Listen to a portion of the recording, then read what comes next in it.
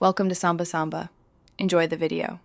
You'll start by confirming prerequisites, OBS and Teams installed, and you run OBS as administrator so it can capture the Teams window reliably. Open Teams and join the meeting with the correct mic and speaker selected, because OBS will mirror those audio devices. In OBS, create a new scene and add a window capture source pointing at the Teams meeting. This gives you a live visual.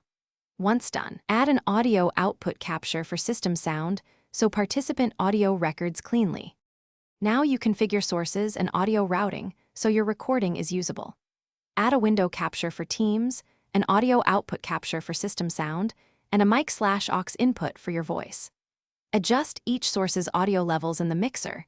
Use a noise suppression filter on your mic to remove background hiss and add gain only if necessary.